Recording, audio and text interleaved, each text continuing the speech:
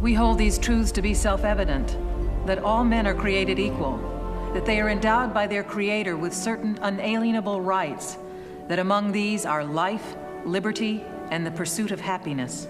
That whenever any form of government becomes destructive of these ends, it is the right of the people to alter or to abolish it and to institute new government. When a long train of abuses and usurpations, pursuing invariably the same object, evinces a design to reduce them under absolute despotism, it is their right, it is their duty to throw off such government and to provide new guards for their future security. That was the first time anybody had bothered to write that down. So he's only partially plagiarizing Locke.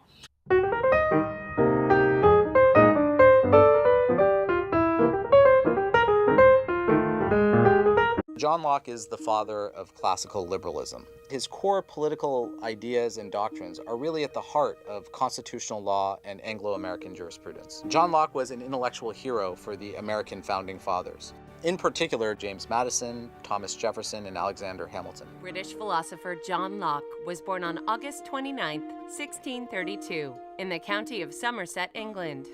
After attending schools in London and Oxford, he received his Masters of Arts from the prestigious Christ College. Work, an essay concerning human understanding. Locke formulates one of his most famous notions, that there are no innate ideas, that man is born a blank slate.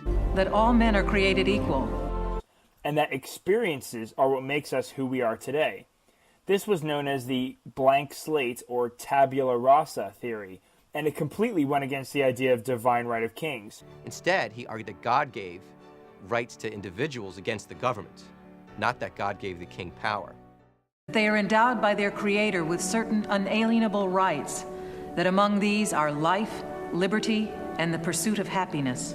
Remember, pursuit of happiness, this is Jefferson trying to change the wording around a little bit so that he doesn't get caught on turnitin.com or whatever. Right? These natural rights are given to human beings, but it's very difficult for us to defend them in the state of nature. I can say all I want that I've got a right to be alive, I've got a right to be free, I've got a right to the fruits of my labor, but in the state of nature, somebody can just come take that away from me. So people get involved in a social contract in order to preserve what they can of their life, liberty, and property.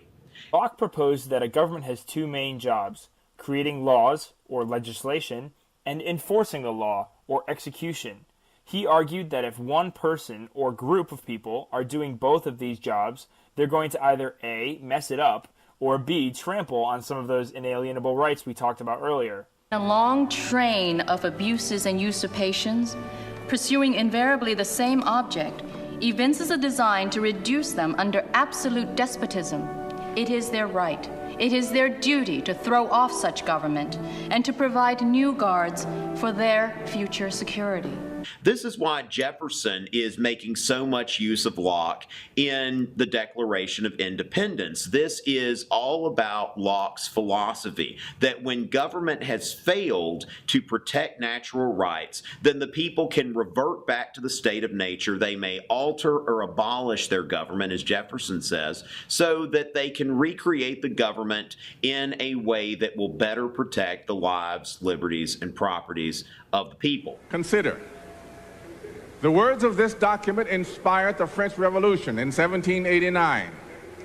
And 200 years later, the revolt of Chinese students in Tiananmen Square. It inspired Abraham Lincoln to issue the Emancipation Proclamation, Martin Luther King Jr. to fight for civil rights, and women's suffragettes to fight for the vote.